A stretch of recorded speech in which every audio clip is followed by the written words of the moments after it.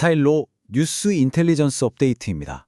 지금부터 중동의 주요 지정학적 동향에 대해 간결하고 명확하게 분석해 드리겠습니다.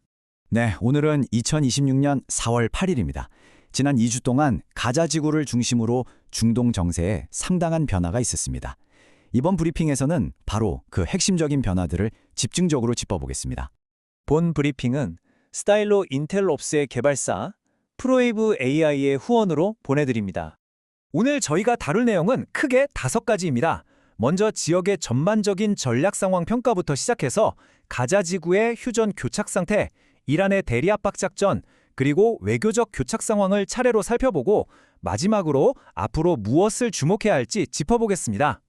자, 그럼 첫 번째 주제부터 시작하겠습니다.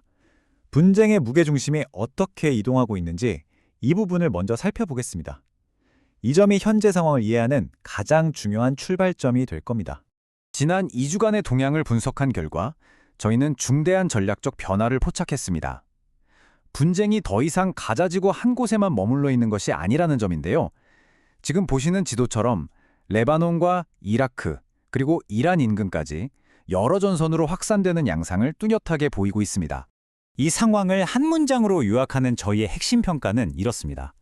가자 지구가 여전히 정치적 도화선이긴 하지만 작전상의 무게중심은 이제 이스라엘, 이란, 그리고 그 대리 세력 네트워크 간의 지역적 대결로 옮겨갔다. 바로 이겁니다. 다시 말해 이제는 개별적인 사건 하나하나가 아니라 이 거대한 구도 속에서 상황을 파악해야 한다는 의미입니다. 그럼 이제 이 모든 정치적 긴장의 진원지라고 할 수 있죠. 바로 교착 상태에 빠져 있는 가자 지구의 휴전 협상으로 초점을 옮겨보겠습니다. 모든 협상의 발목을 잡고 있는 단 하나의 핵심 질문이 있습니다.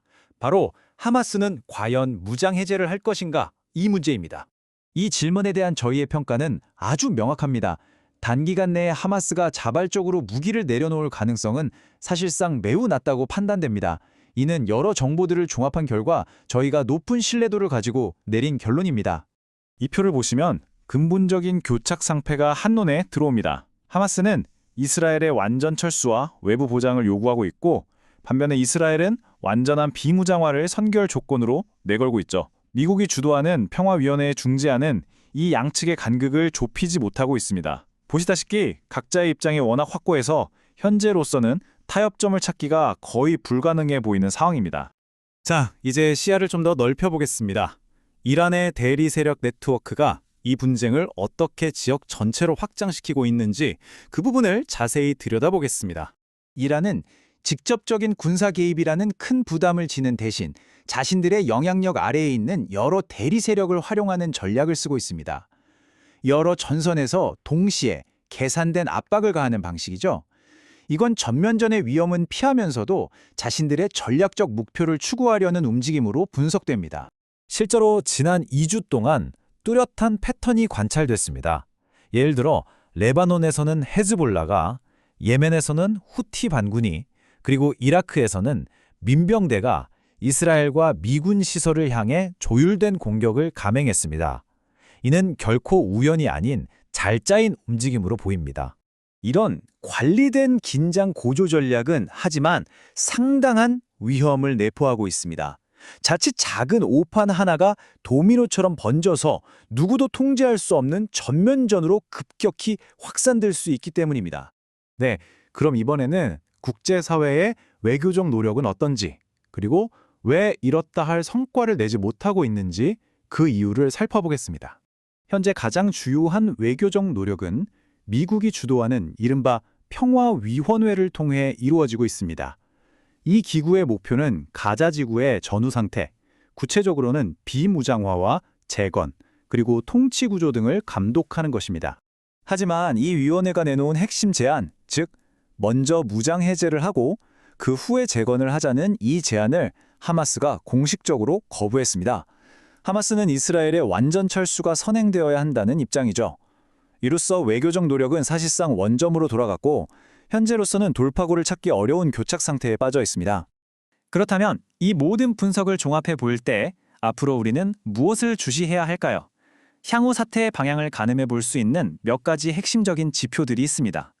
앞으로 주목해야 할 핵심 동향입니다. 첫째, 카이로에서 열릴 추가 협상 라운드와 그 결과, 둘째, 가자지구 주반 이스라엘군의 군사태세에 어떤 변화가 있는지, 셋째, 레바논과 예멘 등지에서 오는 대리 세력의 공격이 격화되는지 혹은 완화되는지, 그리고 마지막으로 이 지역의 군사작전 자금 지원에 대한 미국 의회의 결정입니다.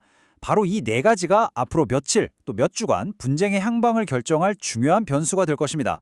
네, 지금까지 이번 사태의 핵심적인 정보, 요점들을 짚어봤습니다. 하지만 여기에 담긴 더 깊이 있는 전략적 함의가 궁금하시다면 저희 전체 스타일로 뉴스 인텔리전스 업데이트를 확인해 보시기 바랍니다. 평소 즐겨 사용하시는 팟캐스트 플랫폼이나 지금 보시는 이 게시물의 링크를 통해 바로 들으실 수 있습니다. 정보를 파악하고 한 발 앞서 나가십시오. 오늘 정보 업데이트에 함께 해주셔서 감사합니다. AI 기반의 맞춤형 뉴스를 원하신다면 지금 바로 www.stylernews.com에서 스타일러 뉴스를 구독해 보십시오.